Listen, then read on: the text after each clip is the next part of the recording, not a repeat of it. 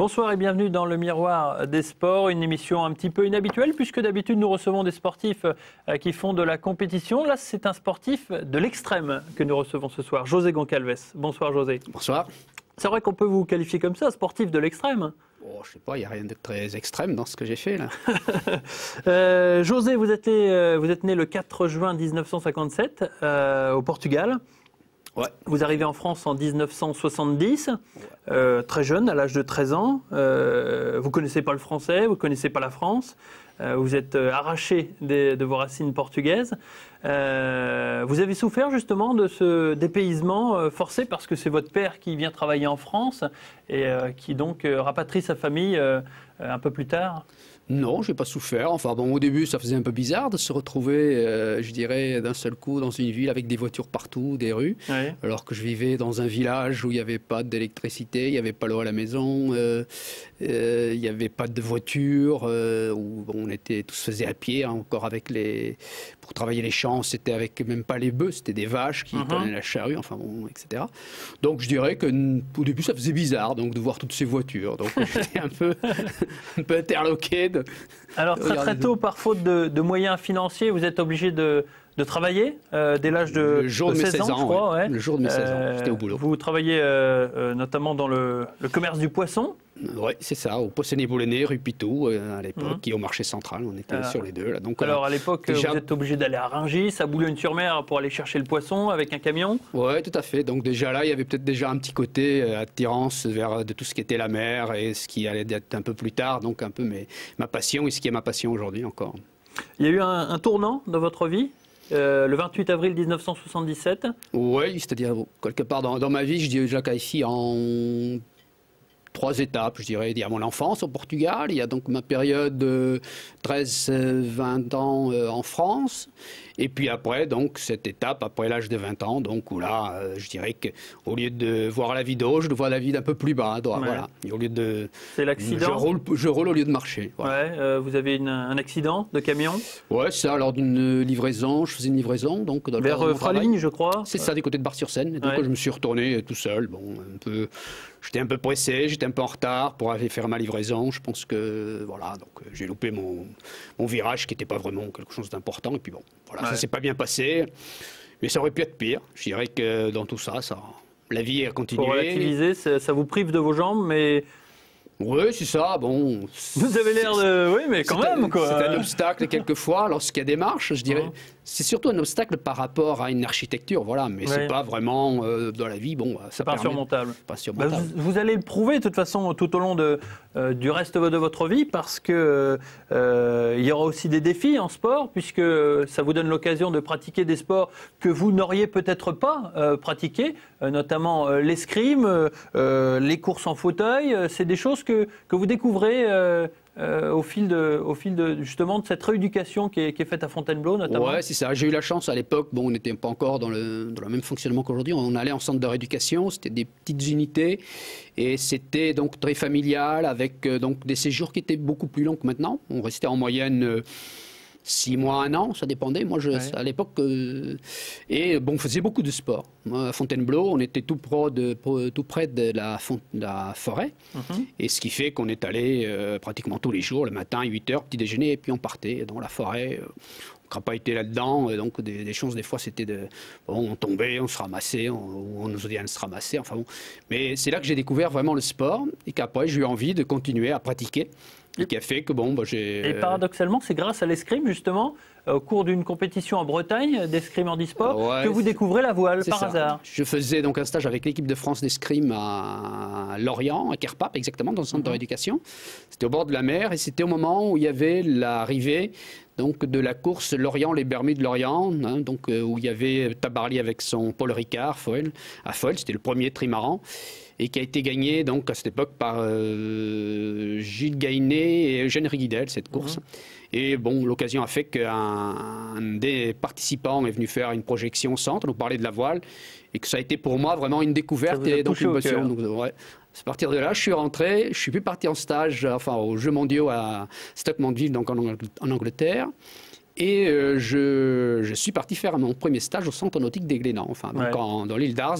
Justement, voilà quelques photos qui résument cette épopée. C'était une épopée, parce qu'à l'époque, je me souviens, le véhicule nous a déposé, la camionnette qui faisait donc le taxi dans le village, sur l'île. Et après, il y avait un chemin pour y aller jusqu'aux tentes qui étaient perchées au bout. Là. Et donc, c'était pas très commode, mais bon, ben voilà, ça s'est bien passé. Et ça m'a pas arrêté, au contraire, ça m'a donné envie de continuer, d'aller plus loin.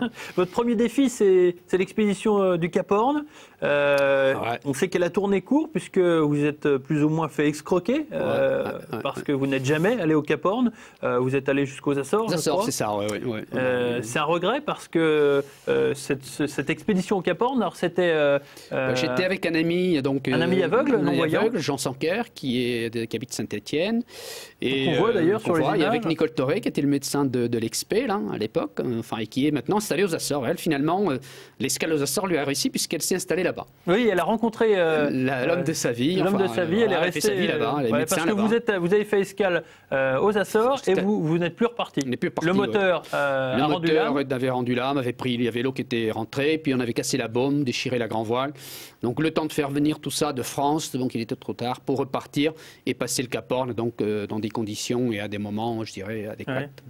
José, on a de tradition dans cette émission d'avoir un invité mystère dans cette émission. Et normalement, il est avec nous par téléphone. Bonsoir, invité mystère.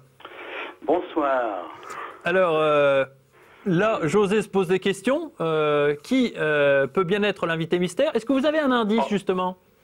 Je crois qu'il va certainement reconnaître assez facilement quel est l'invité mystère. Surtout si on aborde le sujet de la voile, par exemple. C'est mon vieux pote Jean, salut vieux frère. Ça vous surprend un petit peu, hein? Je suis très heureux de pouvoir participer à cette émission, ne serait-ce que pour témoigner de l'amitié qu'on a l'un pour l'autre. Enfin, un vieux frère. Ah, tout à fait, ouais. Et je pensais à toi ces jours-ci, je dis tiens, il faut que je l'appelle pour lui dire qu'il y a quelques photos qui vont peut-être passer à Canal 32. Et donc, voilà. Et ben, ça fait super plaisir de t'entendre et d'avoir tes nouvelles, là, tu vois. Je vois que tu as toujours la forme. Tu es toujours sur la brèche. Bah, écoute, ouais. Il faut continuer de... Aujourd'hui, tu fais un show, non? Qu'est-ce que tu fais, là? Non, on parle un petit peu, tu vois, on fait les anciens, tu vois, on parle un petit peu des choses passées. Des choses passées, tu vois. Alors, Canal 32, on peut podcaster ou... Oh, ça sera l'occasion d'en parler hors antenne, Jean Sanquer. Vous inquiétez pas. Je vous remercie d'avoir parlé un petit peu avec nous, Jean. On a encore beaucoup de choses à dire avec José, mais on aura l'occasion peut-être d'en reparler avec vous. Merci en tout cas d'être intervenu sur cette antenne. Merci beaucoup, Jean. C'est très aimable de m'avoir invité. À tout à l'heure, vieux frère. Merci, Jean. Salut, vieux frère. Au revoir. Au revoir. Le bateau, ça prend une place énorme dans votre vie. Vous commencez les compétitions après le Cap Horn pour vous mettre un petit peu en bouche en 87-88. Mais il y a quelque chose qui vous tient particulièrement à cœur, c'est la transat en solitaire, parce que c'est un défi. Vous décidez justement de relever ce défi parce qu'il vous paraît à votre mesure. La transat en solitaire, ça a quelque chose de super, c'est que tu es maître de tout. Jusqu'au bout, c'est-à-dire que c'est toi qui prends les décisions, bon voilà, que ce soit la bonne ou la mauvaise, et puis si ça se passe mal, tu t'en prends à toi, il arrive que tu t'engueules le bateau, donc effectivement c'est ce que je préfère, c'est quand même le solitaire. Bon, j'ai fait quelques courses aussi en double, comme le Fastnet qu'on vient de voir avec Luc Bartissol, ou avec Yann Nattier, avec qui j'avais fait la première transat en double aussi. Ça a été une façon de s'entraîner, plus ou moins. Oui, tout à fait. Yann Nattier qui faisait partie de l'expédition Cap Horn. Voilà. Mais c'est vrai que ma préférence va au solitaire, la navigation en solitaire. Par contre, ça s'est plutôt mal passé, cette traversée de l'Atlantique en solitaire, parce que c'était en septembre 89. Il y a un petit souci avec le bateau le mât est cassé, le bateau prend l'eau, vous êtes sur le point de faire naufrage, et puis il y a un bateau de contrebandier portugais, espagnol, je crois, où vous n'avez jamais été... C'était très varié comme nationalité à bord. C'était puisque d'après ce que j'ai compris, ce que j'ai vu après plus tard, donc c'était des gens qui faisaient du trafic de drogue, cigarettes, de drogue, d'accord. ouais. Et donc c'était un bateau nourrice qui était au large et qui venait jamais à la côte.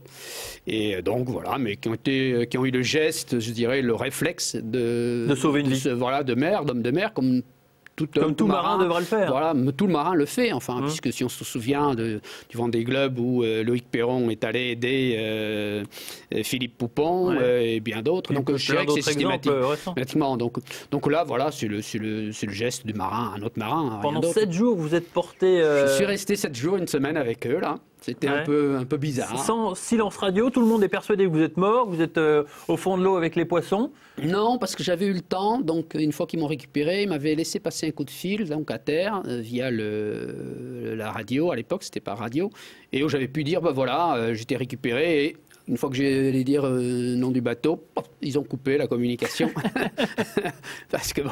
Et alors après, effectivement, ils cherchaient, ils attendaient, parce que bon, eux, ils ont mis du temps pour trouver donc quelqu'un qui puisse me récupérer, me ramener. Donc il a fallu faire tout un trafic pour que j'arrive sur la terre ferme. Le Portugal. Mais donc ça a été une très belle aventure avec des gens magnifiques à l'accueil en terre et tout. Ils m'ont même donné de l'argent pour payer le billet d'avion. C'est vrai, ouais. Ça a été vraiment super. Mais il y a eu d'autres très belles aventures comme le parapente sur le Mont Blanc. Ça, c'était aussi un sacré défi parce qu'il faut avoir l'idée quand même. Oui, tout à fait. Mais après, pour revenir à la voile, je suis reparti après cette Transat 89. Oui, ça vous a pas vacciné. Oui, effectivement. Donc là, c'était le 91 où j'étais avec Michel Desjoyaux justement. Donc en 91, il faisait aussi la mini Transat, Michel Desjoyaux. Et donc voilà, on s'était retrouvés entre autres à la Corée. Après, il y a eu quelques autres aventures. Donc le parapente, parce que... Alors c'est marrant le parapente sur le Mont Blanc parce que c'était en mars 1990 et on est en mars 2010. Ça fait 20 ans. Ah bon? Ah oui, 20 ans. Oh, dis donc. Bah, on ne le dirait pas. Hein. Ça fait 20 ans que vous êtes monté sur le Mont Blanc pour faire du parapente. Ben oui, parce que quand je vois les copains, donc, parce que je les vois encore régulièrement, ça n'a pas changé, les têtes sont toujours les mêmes. Là. Donc non, c'est sympa, là c'était super, c'était une très très belle aventure, encore avec des copains, donc on était un petit groupe que j'avais rencontré à La Plagne, et puis un jour ils ont dit, ça serait sympa si on allait... Enfin déjà ils ont dit, tu veux pas faire du parapente? Je dis, je sais pas et tout, c'est pas possible. Si, on va se débrouiller, on va t'apprendre, on va trouver un système. Ouais. Et puis après ils m'ont dit, ce serait bien qu'on aille au Mont Blanc, au sommet du Mont Blanc et tout. Je dis, bon, ok, pourquoi pas. Donc j'ai organisé les choses avec sponsors et tout, puis la télé, et puis voilà, nous voilà partis au sommet du Mont Blanc. Aujourd'hui, la vie est un petit peu plus calme. Vous êtes conseiller municipal, vice-président de la CAT, chargé des affaires culturelles. C'est pas trop calme pour vous? C'est une autre vie, c'est différent. C'est-à-dire quelque part, à un moment donné, c'est aussi donner par rapport à tout ce que j'ai reçu pendant cette période-là. Voilà. Pendant des années, j'ai reçu, donc là, je donne. Et puis, bon, il arrivera un moment peut-être où je retournerai, donc je dirais faire un petit break en mer, tout seul, histoire de recharger les batteries pour quelques temps. Ce qui m'arrive de temps en temps d'aller naviguer un peu avec les copains, mais bon, en solitaire pour le moment, donc c'est pas faisable. D'accord. Donc pour l'instant, sur la terre ferme. Pour l'instant, je dirais, mais bon, c'est dans les projets. Je dirais que ça fait partie des projets à venir. Donc une transat en solitaire. Merci beaucoup José d'avoir participé à cette émission. On a découvert une facette de vous que certains ne connaissaient peut-être pas. J'espère qu'on a contribué au souvenir et puis à cette découverte des sports extrêmes que vous avez donc côtoyé. Merci beaucoup José d'être venu. Merci. Merci et donc à la semaine prochaine pour un nouveau Miroir des sports. À très bientôt.